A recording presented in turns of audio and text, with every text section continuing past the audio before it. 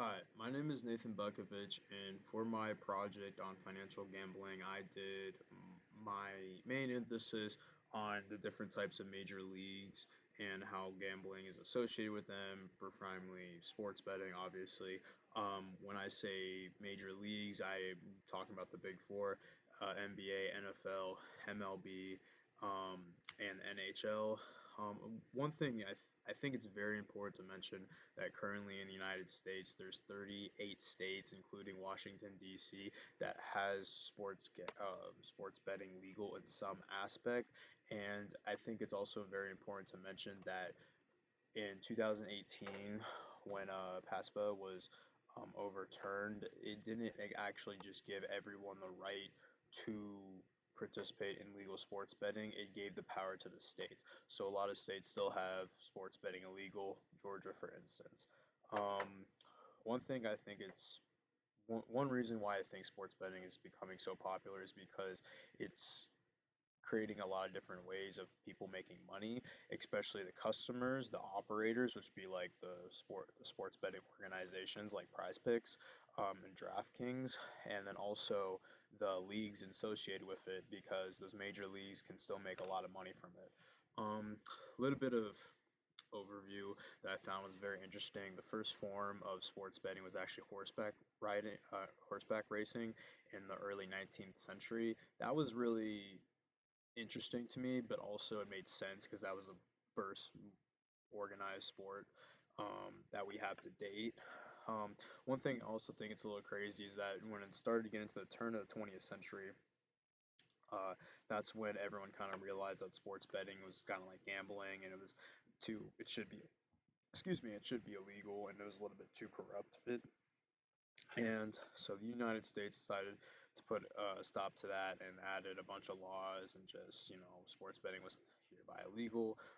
One interesting fact that I found from this report is that in the state of Nevada actually legalized all forms of sports betting and gambling in 1931 during the Great Depression as kind of a way to try to boost the economy back up. You know, didn't really have a lot of information if it worked or not, but that was the only state that it was still illegal for a while. Um, I thought that was very interesting. And then until 1972, when sports betting was illegal, sports betting was actually controlled mainly by the organized crime families. And this was really bad because they basically had all the power and they could, rig the games or the fights or the matches or whatsoever and rig the sports betting whatsoever to make it turn in their favor. Due to this, it is estimated that they probably made, a good amount of money during this time.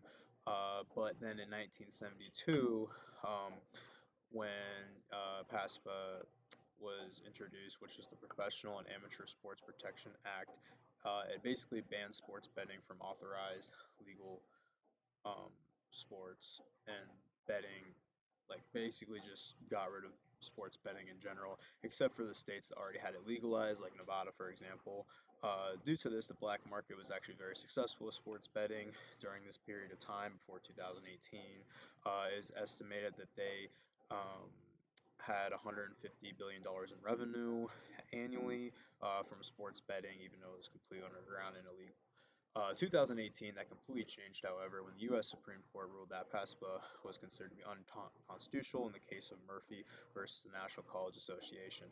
This was an absolute huge turn, but I think it's very important to mention that even though this was overturned, sports betting was not exactly legal overnight.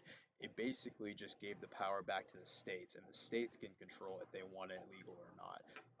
Most states, like I said in the beginning, 38 states have this sports betting legal now, which I think is a good thing or a bad thing depending on how you look on it. But again, there are still some states that have made it extremely illegal, like Georgia, for example. Some of the financial analysis about what I've learned so far.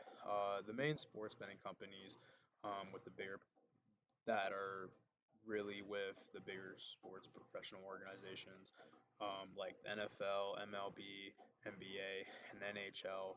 The main three are DraftKings, FanDuel, and BetMGM. They are by far the best sports betting operators, and DraftKings is by far the best sports betting organization. And not only are they the best, they're considered the most profitable and the most known. One thing I think it's very important to mention is that when it comes to numbers of these four major leagues, the NFL has actually made about $2.3 billion in revenue. The MLB is making about $70 million annually. Um, the NBA is actually making $1.3 billion in revenue, and the NHL has about $216 million in revenue. Now the NHL is a little bit different for the other major leagues. They're actually the only league that has given the power to each individual team if they want to do sports betting or not. For example, um, the Detroit Red Wings, they actually have their own sports betting organizations, and even some other teams in the NHL, they have their own lounge areas at their own home arenas that are just strictly just for sports betting. Um, but the NBA, they also have something similar like this, even though they don't have power to the states, they don't have power to the teams. For example, the Washington Wizards, they actually have their own lounge areas and actually their own betting operators where people can literally go and bet before the game. So I thought that was pretty interesting, and some ethical and strategic implications that is very important to mention. The effects on customers. For example, sports betting is still very illegal, but it's also very addictive that people may not understand. If you put something down and you hit, it's like that. It's a thrill. You just made money, and these customers, they want to get more of it, so then they start doing it more often. They put more money involved. They do large amount of monies, large amount of money at a time. That's something very important to mention. And then it just creates a lot of financial um, burden on themselves. So that's something very important. And effects on operators. One thing is it's not really talked about is the operators actually have a lot of implications that a lot of people don't understand. For example, most states that have legalized sports gambling, they make it required that they have to get their data and statistics from the leagues. In order for the operators to do that, they have to get that money. Um, they have to pay the leagues extra. So it's more revenue for the leagues and more money the operators have to pay. Not to mention the operators are also taking all the risk because they're more elite people. Uh, they're more you know they can get caught with their customers being in charge of like matchmaking and stuff. Not only to mention is that if they see unusual betting activities, they immediately have to report it to the state. And they get all in trouble if someone's get caught with matchmaking, and that is just very very bad for them. The leagues, like the NBA, the NHL, NFL, MLB, they don't really have to worry about anything like this. They basically just give them the rights away. They make extra revenue from it. Um, so realistically, they like the major leagues. They just make a bunch of load money and they barely do anything. They just give rights. They give their data away, and they can just make so much money from these operators. And the operators are taking a lot of risk, which I think is very interesting. Um, one thing is about the whole ethical side about, sports gambling was illegal for, a very long time. People say, ethically maybe not be the best thing to do. But one thing is, I think it's very important to mention is that it's actually creating a lot of fan engagement.